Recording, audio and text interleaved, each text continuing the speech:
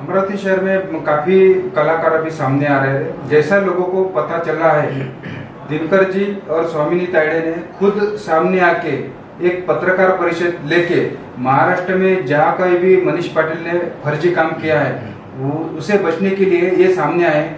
ऐसा आप नागपुर में से आप सामने आए, महाराष्ट्र में से सब कलाकार एक इकट्ठा होके आप मुख्यमंत्री गृह मंत्री के पास कुछ ज्ञापन वगैरह देंगे? सर देखिए, मैं तो देश के शासन पे और देश के अनुशासन पे पूरा भरोसा रखता हूँ। संविधान पे मुझे पूरा भरोसा है और जिस प्रकार अगर इन्होंने एफआईआर किया है तो मेरी सरकार से या जो भी पुलिस कमिश्नर है आपके अमरावती या जो आला अधिकारी है उनसे मेरी गुजारिश है कि इस एफआईआर पे, इस तकरार पे तत्काल उन्होंने एक्शन लेते हुए संबंधित लोगों के ऊपर कार्रवाई करनी चाहिए या उसका कुछ तो भी एक खुलासा होना चाहिए कि एक्चुअली ये चल क्या रहा है। अगर इनके पास कुछ नहीं है या उनके पास कुछ नहीं है लेकिन कोई ऐसे एफआईआर नहीं करता और आज इतने दिन हो गए एफआईआर करके और आपका प्रशासन उसके ऊपर तकरार के ऊपर आज तक कोई मतलब यानी उनकी तरफ से आया नहीं बयान या समथिंग, उन्होंने उसको इंटरोगेट नहीं किया अगर विक्टिम को या जो भी है इसमें लोग शामिल, तो मैं उनसे गुजारिश करूंगा कि उन्होंने तत्काल उसके ऊपर कार्रवाई करने की मतलब मनीष पाटिल ने जो भी कलाकारों का एक मन दुखाया है और जो मेहनती लोगों है उससे पैसे इकट्ठा जमा करके अपना आलीशान रहने का ये उन्होंने अभी मुहिम चलाया है। और मेरे ख्याल से 2009 में नागपुर में उनके खिलाफ में पुलिस स्टेशन में शायद कड़वी बाजार पुलिस स्टेशन में शायद तकरार हुई थी। और आप एक कलाकार के नाते इसे कैसा देखेंगे और क्या आपका आगे का रणनीति रहेंगे आपकी?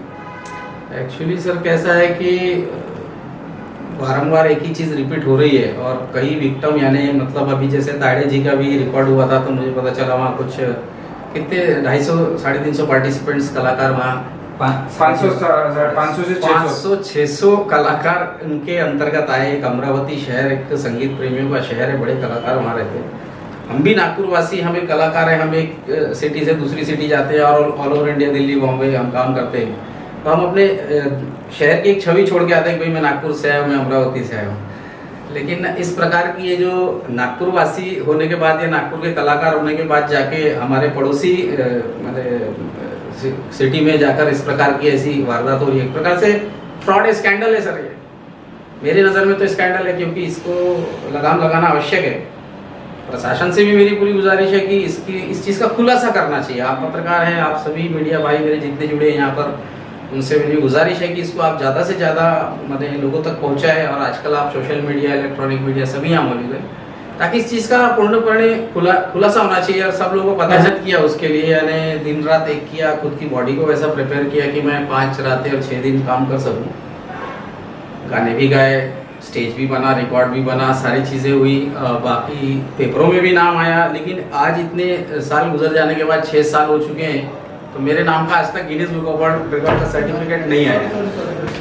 वर्ल्ड रिकॉर्ड का सर्टिफिकेट मेरे पास आज तक नहीं आया है। और उस समय भी मनीष पाटिल जी की एक संस्था है यूथ वेलफेयर एसोसिएशन ने मेरा रिकॉर्ड करवाया था। मेरे पास आज भी ब्रोशर और उसका स्टिकर मौजूद है, अगर आप चाहें तो मैं आपको दिखा सकता हूँ। ये देखिए, इसको आप गौर से देखेंगे, ये बैनर उस जमाने का है 2019 का, इसमें डेट, टाइमिंग हर चीज़ लिखी है।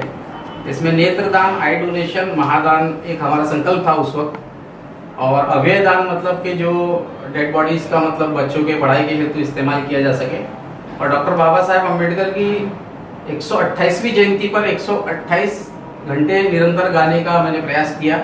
Guinness book of world record attempt था और मैंने उसको सक्सेस भी किया, सब हुआ। इसमें आप देख सकते हैं कि कोई स्पॉन्सर भी हमारे साथ जुड़े थे। कंसेप्ट ऑर्गेनाइजर में मनी जी थे। Youth welfare association presents Guinness book of world record attempt, तो सिंबल है आप जैसा कि देख सकते हैं। इसमें ये हुआ था 2019 23 फरवरी 2019 को 11 बजे से शुरू हुआ था, तो 28 फरवरी 7 बजे रिकॉर्ड खत्म हुआ था। इस रिकॉर्ड के अंतर्गत मैंने खुद गाया था, बट अफसोस की बात है कि रिकॉर्ड तो हो गया, सब कुछ हो गया, लेकिन आज तक मुझे सर्टिफिकेट नहीं मिला। शायद हो सकता है कि ये भी उसी चीज़ का एक हिस्सा हो जो कि मुझे सर्टिफिकेट आज तक नहीं मिला। प्रलोभन दिए गए, कई बार मुझे ऐसा कहा गया कि हाँ मिल जाएगा करके, बट अभी जैसा कि ताड़े जी के साथ हुआ है रिसेंटली और इन्होंने आवाज़ उठाई है, मैं इनका बहुत आभारी हूँ और जिसको भी इस प्रकार की कोई तकलीफ पर्टिकुलर उस नाम के व्यक्ति से हुई है, उन सभी ने सामने आना चाहिए, मीडिया से मिलना चाहिए, या एड ऑन आपका नंबर आप लोग शेयर कर सकते हैं, जिसको तकलीफ है वो इस नंबर पे संपर्क कर सकते हैं।